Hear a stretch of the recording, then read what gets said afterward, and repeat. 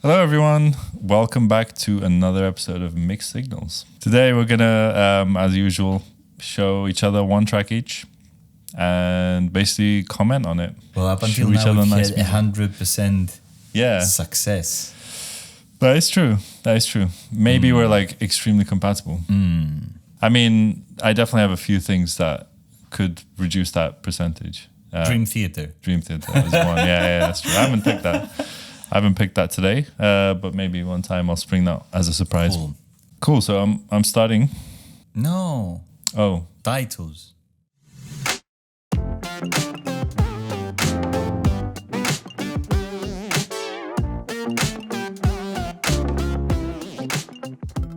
cool. So this is a London-based band, Ooh. but they're actually made up of two people. One of them French, Ooh. and the other is Turkish. Ooh. So kind of close to my heart, you know, me being Turkish and all. Turco Pop. Turco pop? No, not quite. Not quite. Turco There is rock. Turkish lyrics sometimes, Ooh. occasionally in and out. But it's also English, and I think there's some French occasionally. But they make very, I guess, since you like your old music, I thought I'd bring this in because they have, you know, a lot of influences from the 60s and 70s of slightly psychedelic things. Ooh, nice. Well, I don't know if it's fair to call it psychedelic things because you probably think of different things when I say psychedelic. But essentially, it sounds very vintage. Nice. And I think you'll appreciate it, basically. Okay. What are they called? So, the band is called Kid Sebastian. Ah. Yeah. You know, maybe. No. Maybe. From somewhere. Okay. Well, that's not convincing enough, so Yeah. let's say no. And the song is called Senden Başka, which is Turkish For? for Other Than You. Ooh. Yeah. Do I need a translation? I don't know. Oh, we'll find out. We will find out. And I'll do my best because I don't know. I can't remember what the lyrics are, but we'll see. Cool. So I'm going to play it now.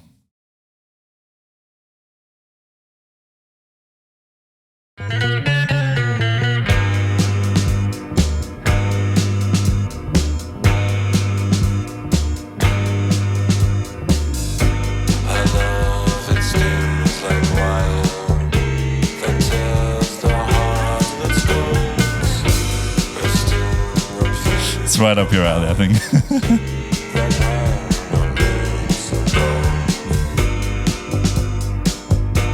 Sexy 60s. Yeah. You see what I mean? It sounds quite French, no? Ah, is that what you call French? I think so. The vocals, especially. I mean, I'm biased by the fact that I know he's French, but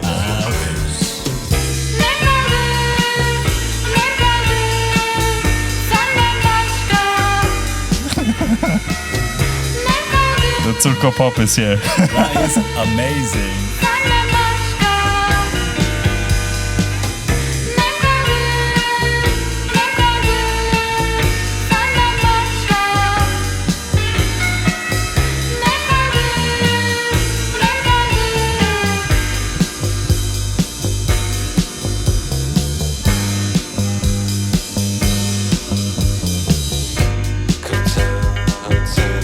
I don't know if that guitar is like very Middle Eastern to me. In terms of what it plays or what it sounds like. Both. But I don't know if that's my bias. Maybe like a little surf rock or something as well. It's very 60s. I'd say Yeah. probably that's like a Jaguar or something like that. Yeah. Like, yeah, I don't think that this is, I wouldn't call this psychedelic. This is...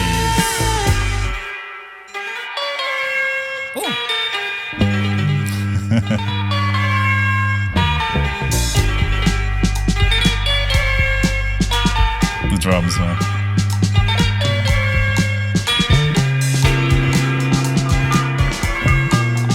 I've got these like images of like spies going around with dark sunglasses, but they're wearing a fez and they are hiding behind a camel, eating a kebab.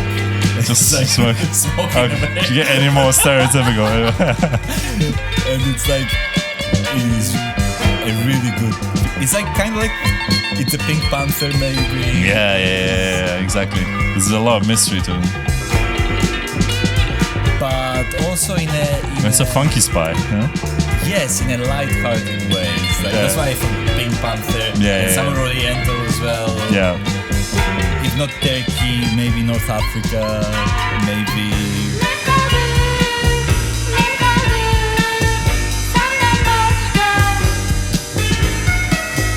Yeah, like those licks there, they immediately take it from Oriental to the more loungy, the more. The what there?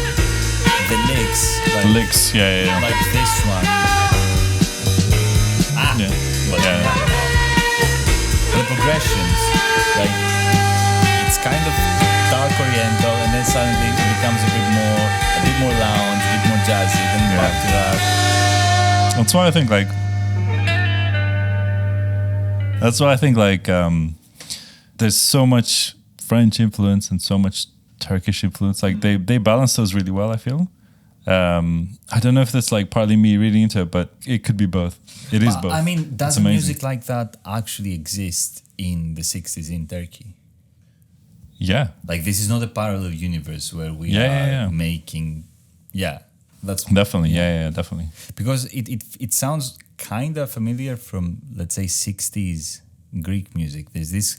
It is a very weird world where you see that there is still like the traditional Oriental part of the music, but it's still the 60s music, and they're somehow combining, but in a world that's not as connected as the world right now. So so it's not like a blatant copy of whatever is happening like in the UK. Yeah. But still the instrumentation is more modern, but the way those people use the instruments, and it's like a bit more traditional. Yeah. And I mean, I wouldn't say this is Anatolian rock or anything, but there is a thing such as Anatolian rock. Okay. So, for example, they were definitely heavily influenced by sort of the popular genres of the day, like in the 60s, 70s. That carries on throughout time, right? I guess the people who are lucky enough to travel and see and hear different musics back in those days, even if they are not able to have the internet and like just look it up through Google, those influences definitely crept into the music of Turkey at that point. I really enjoyed the track. Did you? Yeah, That's good. Like part of me feels that it's like funny, but I don't know why. Maybe because of the whole Anatolian vibe, but in a very, very good way. There's something about it that I would really, really enjoy, and it makes me feel like I'm doing illegal things. And what I really like about it is like, I guess like a lot of the music back in the day, it's just very imperfect, and that's the beauty of it.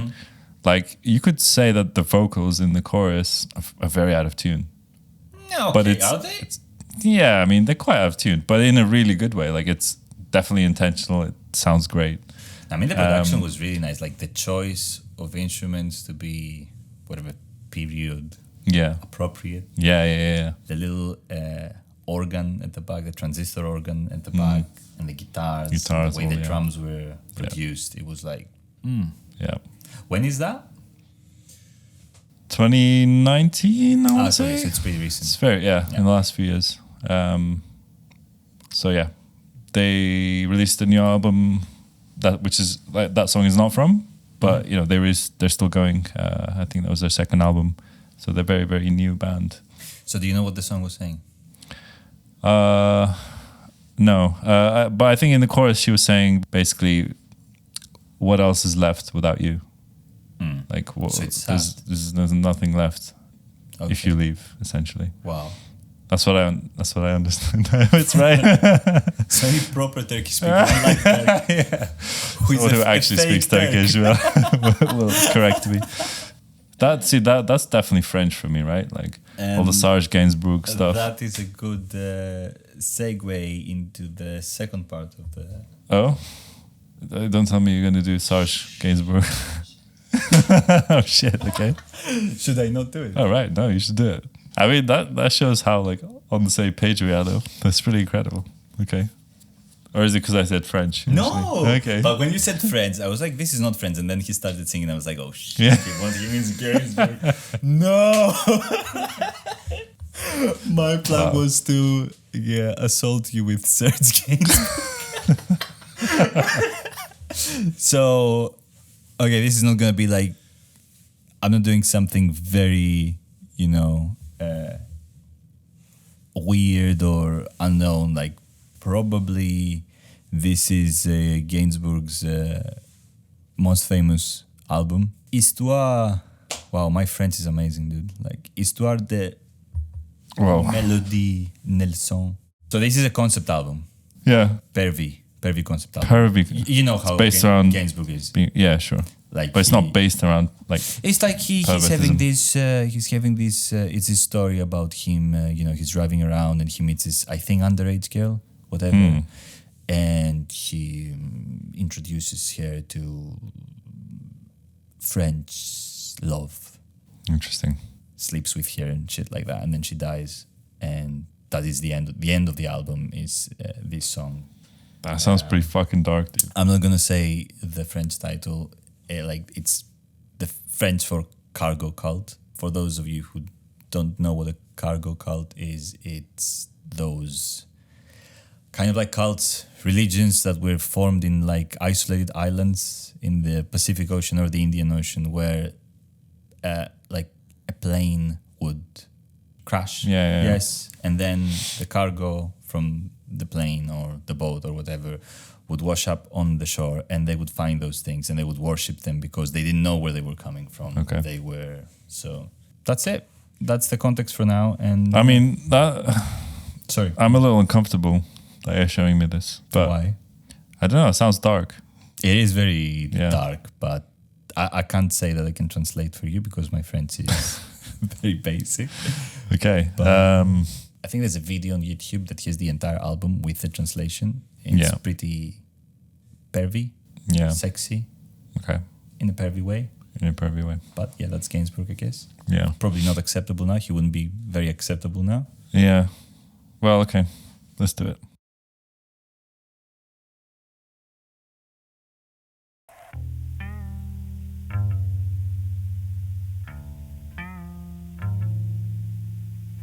It's the actual like hiss. It's the 60s, dude. Is the actual equipment hiss? Okay. Je sais, moi, des sorciers qui You put up a bit. jet dans la jungle de Nouvelle-Guinée.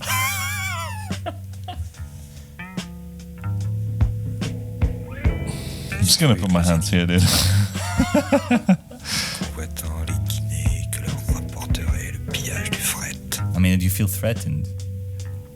I feel aroused. Ah, okay. Well, I don't know what he's saying though. It Rien could be de really corail bad, au right? passage de cet appareil. Ces créatures n'ont dénué de raison. C'est pas pou. Attends de dénuer la varie du Viscount. He's incredible, doesn't he? How close he is to the mic, and you can hear every little.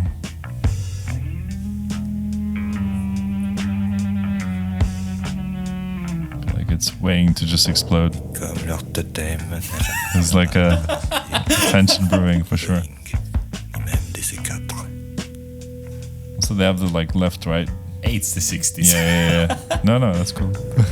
Il rêve Just know it. de hijacks et d'accidents d'oiseaux, d'aéroplanes.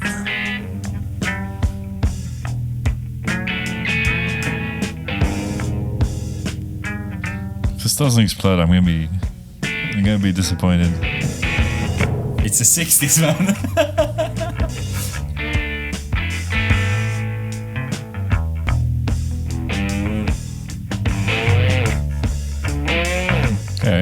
Okay, here we go. Yeah, please.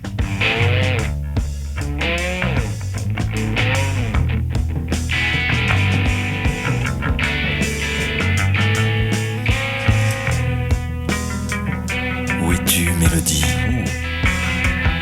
Et ton corps disloqué It's getting even closer to. entend-il l'archipel que peuplent les sirènes? Yeah, look that. Oh shit. Whoa. hasard des courants. As-tu déjà touché ces lumineux coraux des côtes guinéennes où s'agitent en vain ces sorciers indigènes qui espèrent encore en des avions brisés?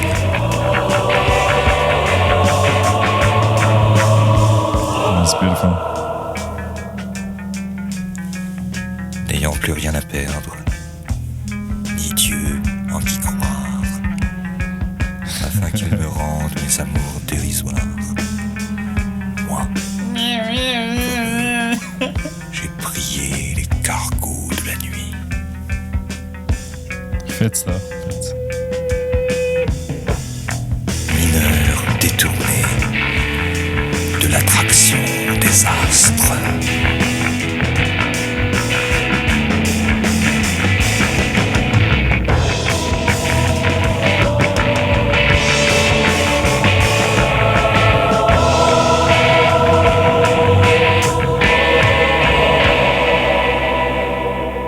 Ooh. Just leave on that chord. No. Tu t'appelles comment? Melody. Wow, shit. It's the moment. Mélodie comment? Melody Nelson.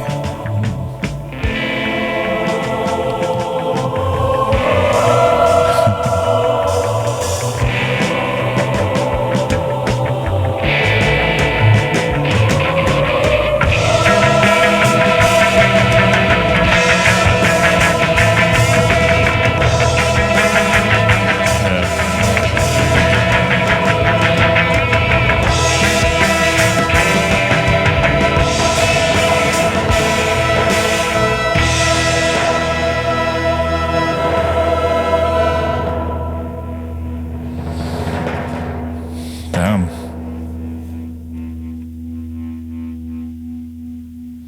Wow, that was pretty intense, dude. It feels like a concert ender type thing, you know? Yeah. Like they do their own record where everyone just goes nuts at the end and breaks all their instruments and I guess a lot feel the rock part feels like a jam. yeah. Well, no, the whole thing feels like a jam. The whole like it's hard to imagine that someone sort of orchestrated every bit and said, okay, this guitar plays that there. Like it feels very, very free from all the Yeah, instruments, yeah. I think. I just wonder if you know whether that's what they did. They were just in the studio and recorded it live, or I think, yeah. I mean, the band is clearly in the same space. You can hear at the end, if you listen, you could hear the snare vibrating okay, because of the feedback coming from the guitar. The guitars. So, Right, and I mean, okay. it's the '60s again. yeah, that makes sense. What yeah, I find impressive is the fact that it's the '60s. Mm. Like, what the fuck is that? yeah, Like, it is a song where, for the time, they are playing pretty hardcore guitars, and then Gainsbourg is talking over that. So it's like even like a yeah. It's even weirder. great grandfather of rap or something. Yeah, I suppose. And then on top of that, there's like an angelic choir, Mm. which is pretty intense and pretty. Yeah, and the whole it's very thing holy. is very, big dynamic range and everything. It just feels like something that is super experimental. Yeah, while being in the realm of pop and rock. Okay, I don't know how pop this was. The album clearly has the poppier songs that are like 2 or 3 minutes. This is like, this goes on and on Yeah, and yeah, on yeah. forever. And it's But I mean, it's it's a pop song. Like, it's got instruments that we know and all of that. yeah, you know. yeah. I take it back. Apparently, according to Spotify, it's 71. So Okay. still, I just think that this is a very raw sound, a very hard Yeah. sound, and Gainsbourg is known to be a guy that does more pop music, more like 60s, like what is Gainsbourg's most famous thing, like Je t'aime or something. Yeah. I mean, it's still sexy, but it's more. Yeah, it's definitely way more chill than this. This is his like black metal phase or something. Yeah. It's like the Bob Dylan electric band thing. And I'm not really sure I remember exactly, but I think this song is more about him contemplating suicide. Okay. Because his girlfriend, I think she died in a plane crash. Okay. And then he's kind of thinking, what is he going to do now that this whole thing is over? Maybe it's not exactly that, but he's reminiscing of how he met her. So the main riff of the song is the exact same as the main riff from the first song of this album. So it's kind of like it's a concept album. Yeah. Of sorts. He's doing the whole prog thing basically. Yeah. Nice. Okay. So I just feel like it does all of these things that will be done in the future in other genres and in other ways, and somehow of all people, like Gainsbourg has done that. I think it's obviously we just listened to my track, which has obviously been heavily influenced, and okay, there's the French connection and so on, but yeah, I'm sure a lot of artists have been influenced by Gainsbourg. And that would be that's probably why I wanted you to hear that, because for me there is something that is, something that we both really enjoy, that's very clearly not only influenced by this particular song, but I would say like almost copying everything in his production style. And I just don't. Can you name this song? Can you think? I think we it? talked about this, didn't we? Okay, fair enough. Yeah. Okay. Moon-Shaped Pool, right? By Radiohead. Yeah. Like I'm talking specifically about Identikit. Identikit, okay. Yeah. And I think like if we listen to Identikit, you will see that all these elements that happen here, obviously the type of the production, but mostly, those big toms with the reverb and those female vocals, like the choir, whatever, they are very prominent, especially in Identikit, but generally in Moon-Shaped Pool. And I don't think it's coincidence. Yeah. You want to play a bit of Identikit? Yeah. Just because I can't quite remember it now. Now I'm just trying to listen for these big breaks with reverb.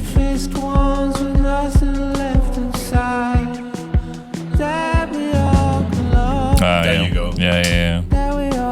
Like cavernous breaks that are not even part of the beat. I don't know if you paid attention to in the Gainsbourg song, like the drums were mixed here and the toms were something separate. The same set.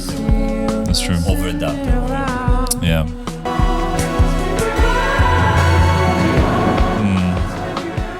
Yeah, I mean, definitely, they definitely seem to take elements and ideas, obviously adding more stuff and their own twist. And more Radiohead, but I just think it evokes like a similar darkness, maybe. Yeah, just the sense of space and loneliness. Yeah, like it is kind of was it a sad song? Would you say? Was it the one you played? Yeah, the Gainsbourg. Serge. Well, I mean, when you tell me what it's about, I guess it didn't seem particularly sad. I don't know what he's saying. Obviously, I don't speak French, but it didn't seem particularly sad from sort of the instrumentation, the melodies, the harmonies. If anything, the angelic sort of choir bits were very optimistic. Really? Yeah, that's the way I interpret it. It was like a savior moment. It was especially you have the girl's voice, as weird as that is. Like, there's the whole thing of like, oh, savior, blah blah blah. I don't know. That's the vibe I got. No, okay, because I interpret it in a darker way, like almost in a apocalyptic death way. And Yeah. Okay. Like everything is like dark and miserable, and obviously this happens, which makes it just brings it on another level, which is more heavenly, but in a not in an optimistic way necessarily. Okay. I think that generally the album is worth listening to. It's pretty short actually, but I feel like it's one of those albums where after you've listened to it, then you realize how many things that you listen to are actually inspired specifically by this album. It does lots of different things. That's cool, man. Yeah, it sounded great too. It sounded great. It's just you have to somehow get over the fact that Gainsbourg is there and he's there to talk to you, and that's the only thing that he does, and it also it kind of sounds almost like a joke.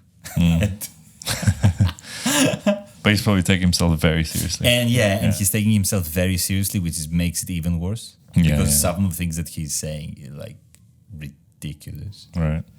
And and he's a sexual predator and a pervert. Yeah.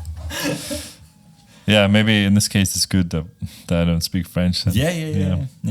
I do wonder whether you somehow saw my list somewhere and saw that I was going to play that track. I don't know. It was a bit of a strange coincidence, but it was nice to kind of hear the origin of, one of the origins of that song's influence, I suppose. Yeah, I mean, okay, I guess that was what you played was like 60s, more pure 60s. Yeah, sure. And other influences too. But I'm not claiming you can that definitely Gainsbourg feel single-handedly like made the 60s sounds, or like no way. No. But you can definitely hear it, I reckon. And there's something to be said about like, I don't really know Gainsbourg that well, so on and so forth. But it's like when I think of that spoken vocal, the kind of slightly sexy thing, it's like, Gainsbourg, So he's made a name for himself there. And also you can hear a lot of that influence in kind of irrelevant, but in his daughter's records. Oh yeah, that is true. Yeah. Quite different sound, but yeah. And I think I think you gave me the album a very long time ago. Isn't there an album with Air? With Air. Yeah. And then Air definitely are influenced by Gainsbourg. Yeah. So that whole thing is like it's a bit weird in the sense that you are doing stuff with those guys that like idolize your father. Yeah. That's true. But I don't remember which album that was, but that was a good album. Yeah, I don't want to guess now, but it was the first or the second, because I think she had Beck, just come out. One's with Beck and the other one's with Air. I see. Yeah, you're probably right. But anyway, we'll find out. Awesome stuff. I think we need to find something that you don't like and I don't like. It's Dream Theater next time. Dream Theater. Dream Theater. Yeah.